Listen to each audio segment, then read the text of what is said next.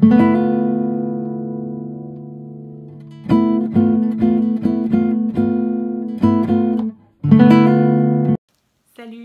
contente de vous retrouver pour cette nouvelle vidéo.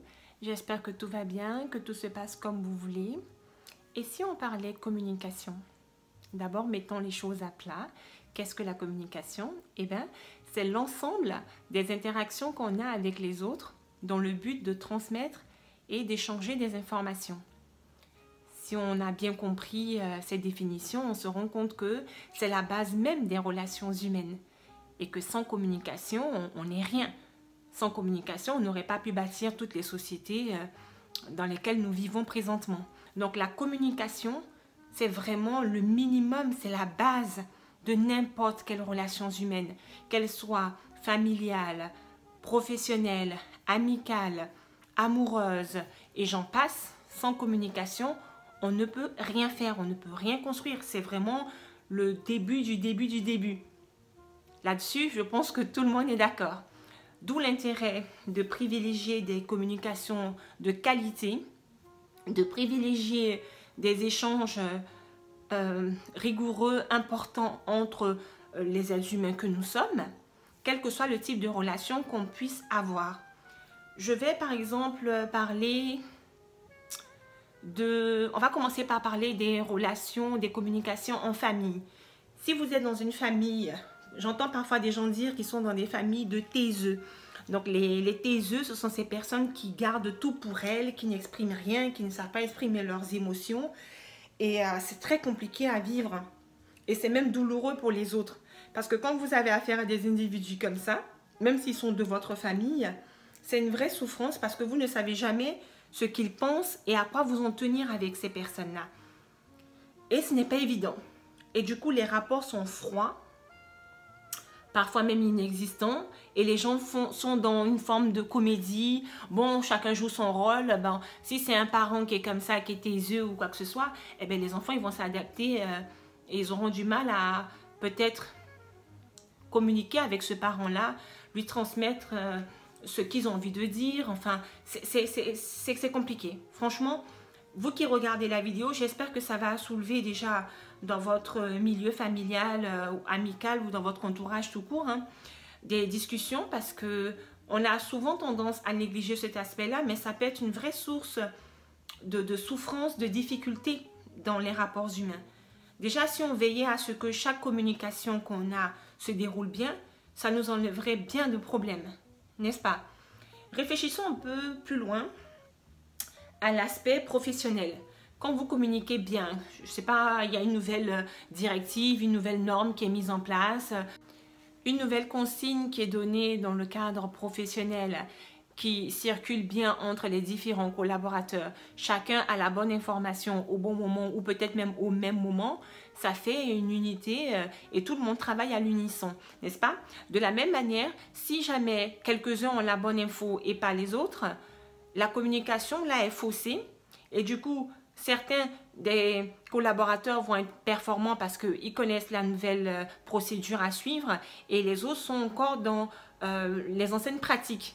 Et ça fait un décalage d'efficacité et on peut croire à tort que oh, ben celui-ci est incompétent et celui-ci est meilleur, alors qu'en fait non, c'est juste une question de pratique des procédures qui a changé et que certains avaient l'information et pas d'autres. Et parfois les entreprises même se servent de ce genre de situation de cafouillage pour créer des discriminations ou des favoritismes au sein même de l'entreprise.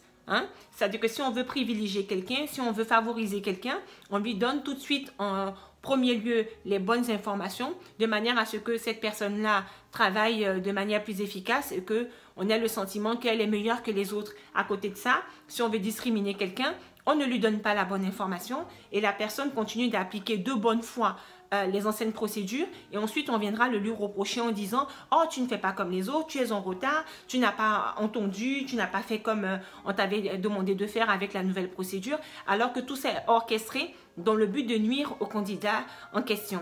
Donc ça, c'est vraiment injuste et tout vient d'une seule situation de mauvaise communication. Tout vient de là.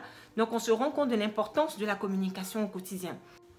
Les gens cachotiers, les gens sournois ont généralement beaucoup de mal à communiquer avec leur entourage.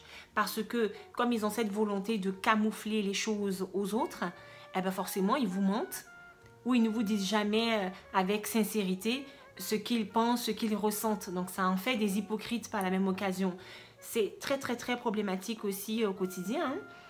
Vous voyez par exemple des enfants qui compartimentent leur vie, qui font des choses en dehors de leurs parents, de leur famille, que personne ne soupçonne. Et puis, bon, vous découvrez comme ça l'individu mêlé à des situations. C'est vraiment très, très, très, très, très gênant pour la famille après coup. Et comment lutter contre ça? Vous voyez, les sujets sont multiples concernant la communication. Tous les jours, ce manque de communication ou alors des communications de mauvaise qualité nous embêtent et nous mettent des fois dans des situations, dans des drames même familiaux ou humains, très très très graves. Et c'est dommage. Ça, c'est des choses auxquelles clairement on peut remédier. Sans difficulté d'ailleurs. Il suffit que chacun sache dire aux autres ou fasse ce qu'il a à faire en fait. D'être sincère dans sa façon de vivre avec les autres et d'ouvrir son cœur et de dire les choses. Parce que de se cacher, de garder tout pour soi, de se, comment dire ça, se replier sur soi-même, ce n'est jamais une bonne chose. Donc il faut s'ouvrir, c'est vraiment, ça demande un effort peut-être pour certains, hein. Bon, je peux le comprendre, mais il faut faire cet effort-là pour avoir des relations de qualité avec les gens qu'on aime. C'est très important. On va réfléchir là-dessus et on en reparlera au cours d'un direct qui va faire suite à la vidéo. C'est le nouveau concept que je vous propose. Donc, je fais une vidéo, j'expose une idée, je donne mon avis sur la situation et puis ensuite, je recueille les vôtres au cours du direct. Donc, je compte sur vous pour être bien là. Aussi, la communication peut être très gênante dans la vie de couple. Déjà, comment peut-on envisager une relation amoureuse avec quelqu'un à qui on ne parle pas? Franchement, expliquez-moi ça, parce que moi, c'est un concept qui m'échappe totalement. Ou alors, vous êtes déjà en couple. Peut-être qu'au début, la communication s'est déroulée très bien. Et puis, au fur et à mesure du temps qui passe, elle s'est dégradée pour donner comme ça deux individus qui sont soi-disant amoureux, qui sont ensemble, mais qui, franchement, ne partagent plus grand-chose. Est-ce que ça en vaut encore la peine? Les couples comme ça, où chacun vit sa vie dans son coin et que vous partagez juste la même adresse, expliquez-moi ça aussi, hein, parce que je suis curieuse d'entendre ce que vous avez à me dire sur la situation. Voilà, c'est un sujet qui est tellement vaste. Je ne veux pas que la vidéo soit trop longue, donc je vous donne comme ça des pistes de réflexion et on en discutera lors du direct. La communication amicale aussi a un rôle important dans la vie de l'individu. Si on se sent seul ou qu'on traverse des expériences difficiles et qu'on garde tout pour soi, on ne les partage pas avec ses amis, parfois il y a des gens qui vont broyer comme ça du noir tout seuls dans leur coin, alors qu'il suffirait simplement qu'ils en parlent autour d'eux.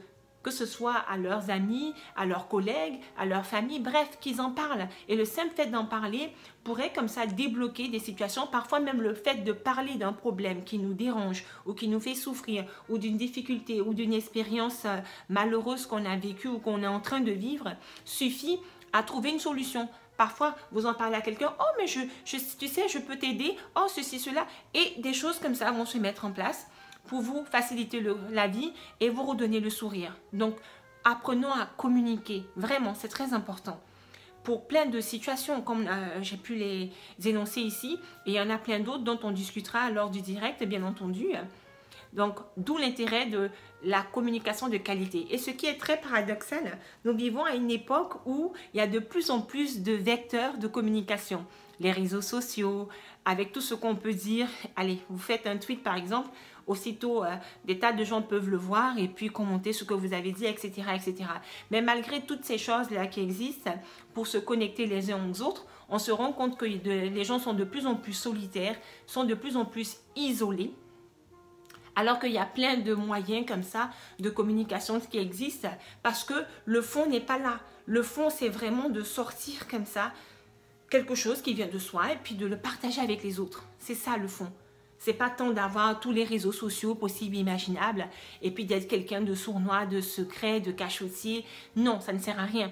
Voilà, si vous n'avez rien à dire d'honnête, vous partagez des choses avec les autres. Ça ne sert à rien de prendre 50 réseaux sociaux et puis finalement ne pas dire l'essentiel. Donc derrière la communication, il y a aussi vraiment l'individu qui doit se dévoiler, qui doit être synchronisé aux autres. Voilà, c'est très important. Donc je vous invite à réfléchir sur toutes ces questions-là et on en reparle lors du direct. J'espère que le concept vous plaît et que vous serez nombreux pour ces discussions. Merci de m'avoir suivi jusqu'ici. Je vous dis à très vite. En attendant, restez à l'écoute.